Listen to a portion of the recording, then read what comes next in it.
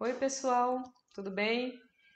Nós hoje vamos dar continuidade ao estudo de propriedades coligativas. Nós vimos na primeira parte tonoscopia, ebullioscopia e crioscopia. Hoje nós vamos estar estudando sobre a parte de osmoscopia e o diagrama de fases, certo? Então, vocês se inscrevam no canal, deixe seu like, ative o sininho para vocês receberem notificação de novos vídeos. E vamos lá. Propriedades coligativas, parte 2. Vamos começar pelo diagrama de fases. Então, o que é esse diagrama de fases? É um gráfico que a gente faz com os estados físicos que a substância pode ter. Estado sólido, então essa região aqui é do estado sólido. A substância vai estar no seu estado líquido e nessa região a substância vai estar no estado gasoso.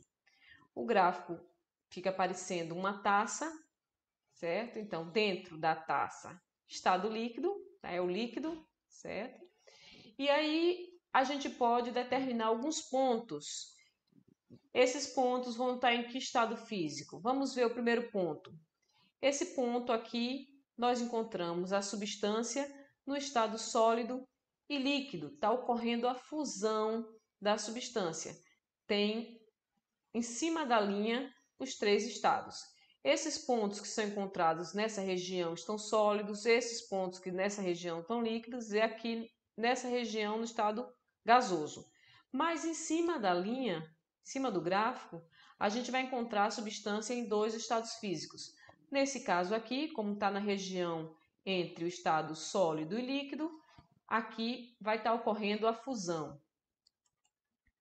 Se a gente pega um ponto que esteja nessa linha, a substância vai estar no estado líquido e gasoso. Está ocorrendo a evaporação dessa substância.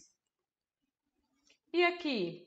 Aqui nós temos uma substância que está no estado sólido e gasoso. Está ocorrendo o fenômeno da sublimação. Se o ponto for aqui na região em que pega os três estados físicos, nós chamamos de ponto triplo.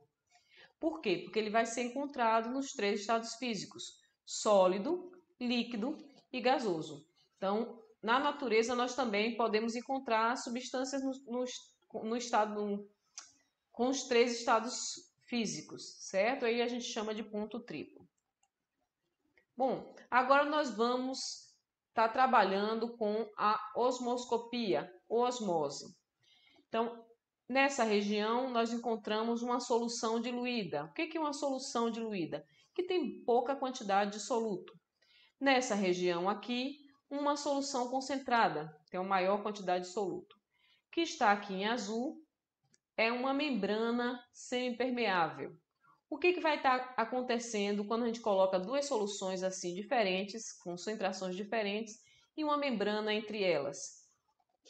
O solvente tende a passar pela região da solução mais diluída em direção à solução concentrada até que ambas tenham a mesma concentração, certo? Vão passando através da membrana semipermeável. Isso nós chamamos de osmose, o fenômeno da passagem do solvente de um meio mais diluído para um meio mais concentrado por meio de uma membrana semipermeável. Alguns materiais permitem a passagem de moléculas do solvente, mas não permitem a passagem, a passagem do soluto desta solução. Bom, vamos ver alguns exemplos do nosso dia a dia. As hemácias e o bacalhau, por exemplo. Então, o que está acontecendo aqui? Como ela está numa região de menor concentração, ela vai absorvendo a água vai entrando nas hemácias e ela acaba depois explodindo. No caso aqui do bacalhau, o que se faz para conservar o bacalhau e ele ter uma maior durabilidade? Coloca-se sal ou numa solução de salmoura. O que acontece? A água que está no bacalhau acaba saindo do bacalhau. E aí ele fica salgado. Como tem menos água, inibe a ação de micro-organismos que vão fazer a decomposição do bacalhau. Por isso é que ele tem uma maior durabilidade. Ocorreu o fenômeno da osmose. No nosso dia a dia a gente vê inúmeros fenômenos de osmose, certo? Por exemplo, o milho, milho verde, para cozinhar milho verde, coloca-se sem o sal, para fazer milho cozido sem o sal. Depois é que acrescenta, depois que ele já está cozido. Mas qual o objetivo de cozinhar o milho verde sem o sal? Porque quando cozinha com o sal, a água que está no milho verde acaba saindo. E aí ele fica mais duro. Fica salgado, mas ele fica mais duro. E a intenção é comer aquele milho mais molinho, né? Então, cozinha-se sem o sal. Pressão osmótica. O que é isso? Aqui a gente observa pela figura, novamente, a solução diluída e uma solução mais concentrada e a passagem da diluída para a concentrada através da membrana semipermeável. Se a gente aplica uma pressão externa, que a gente chama de pressão osmótica, o que pode acontecer? A pressão externa, que deve ser aplicada de uma solução mais concentrada para evitar a sua diluição por meio da membrana semipermeável. Então, o que acontece? Quando a gente aplica a pressão externa aqui, impede que o solvente venha a passar da solução mais diluída para mais concentrada, certo? Para evitar que essa solução mais concentrada fique mais diluída. Então, a pressão osmótica vai estar impedindo essa passagem, mesmo que exista essa membrana semipermeável. Então, novamente, eu coloquei uma figura aqui com uma solução diluída e uma solução concentrada. Então, a tendência é o solvente ir para a solução mais concentrada, mas quando atingir uma certa pressão, né, que a gente chama de pressão osmótica, não passa mais, certo? Então, a pressão externa deve ser aplicada na solução mais concentrada para evitar sua diluição por meio da membrana semipermeável. Essa pressão osmótica nós representamos com esse símbolo aqui, tá? Onde é aplicada a osmose, por exemplo? Existe a osmose reversa.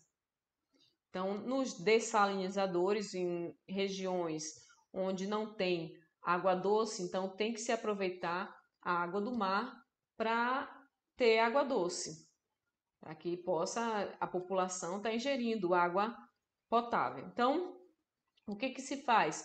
Faz-se a osmose reversa. Ocorre quando se aplica uma pressão no lado da solução mais salina ou concentrada, revertendo a tendência natural.